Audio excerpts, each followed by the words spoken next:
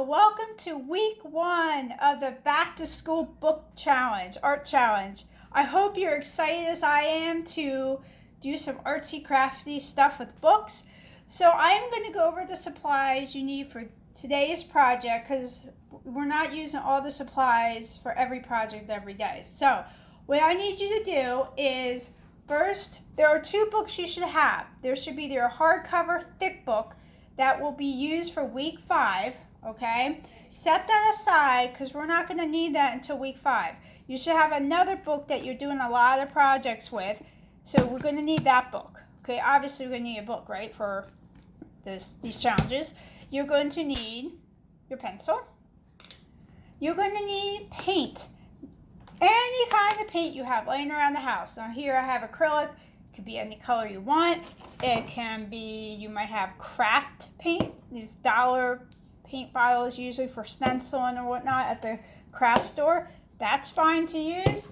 You can even use temper paint that a lot of people have for school projects. Okay, anything. The only paint I do not recommend is watercolor because you are going to be applying this paint on thin paper books, and it just won't be able to handle watercolor because it's so wet. Okay, that's my only no-no. However, if you don't want to paint, that's also okay.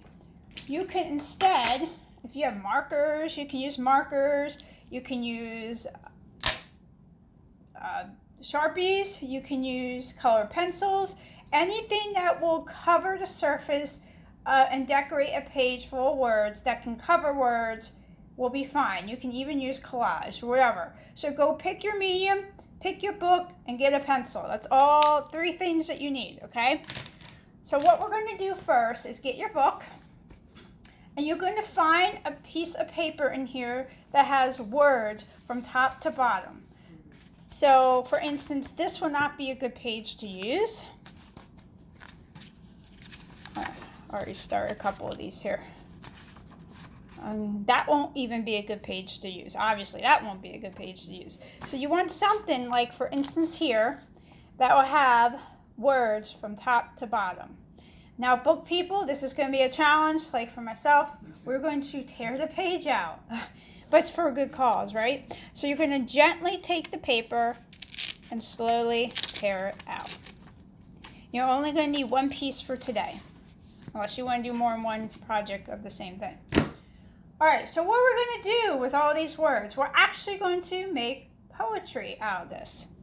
So with the words given, first I want you to do is take your pencil and not worry about the poetry part, but I want you to skim the whole thing and underline lightly anything, a phrase, words that just pops out on you. So for instance, I'm going to skim this in the pale moonlight. I think that sounds good.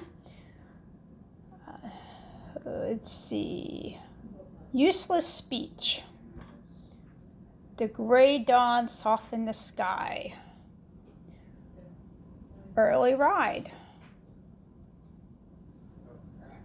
But kept it to myself. So you get the idea. You're going to underline any phrase that really just pops out at you.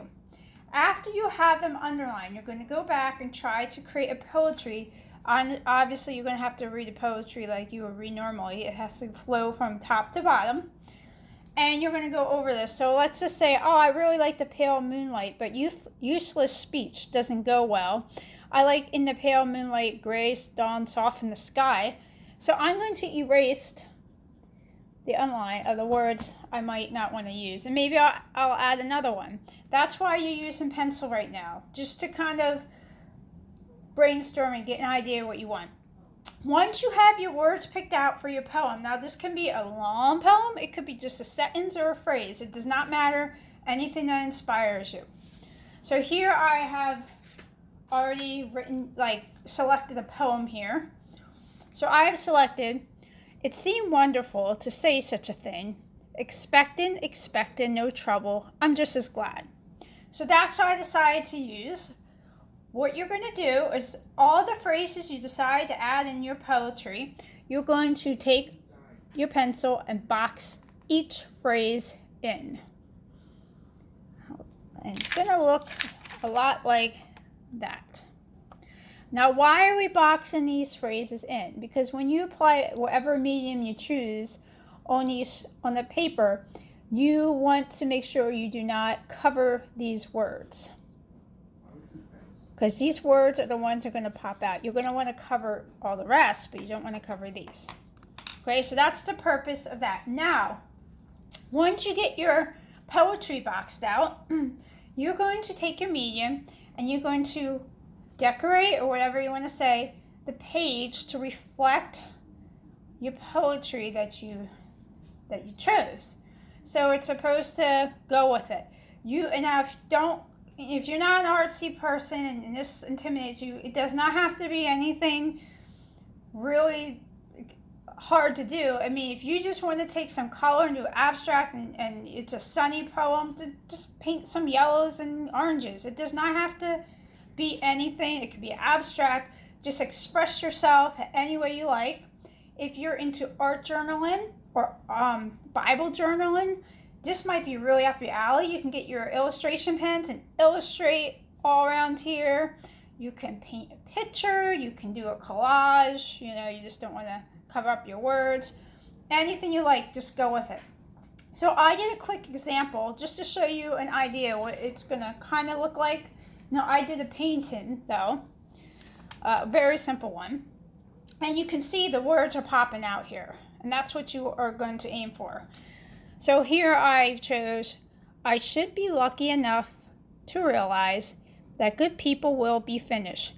The idea was incomprehensible and just as wise.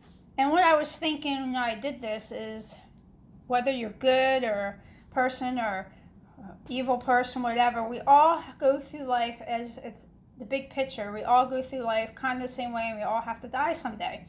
So that's why I picked a tree that is late fall, early winter, that the leaves are falling down, night sky, to represent the circle of the seasons, how the tree dies. All trees eventually die off for the winter, and the winter comes. That's what I was thinking. So you get the idea. You're going to take something, an image, or even just color that tries to illustrate or represent what you're saying, and just have some fun, all right?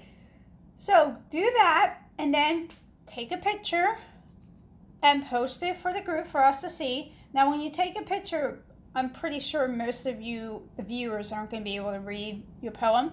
So when you take a picture, on the comments above, I love for you to write the poem that's on your artwork. So then we can all read your poem, look at your artwork, discuss it, make comments, and just enjoy each other's work. All right? So have fun with this and have fun creating using your books, and I will see you next Monday. All right? Take care. See you then.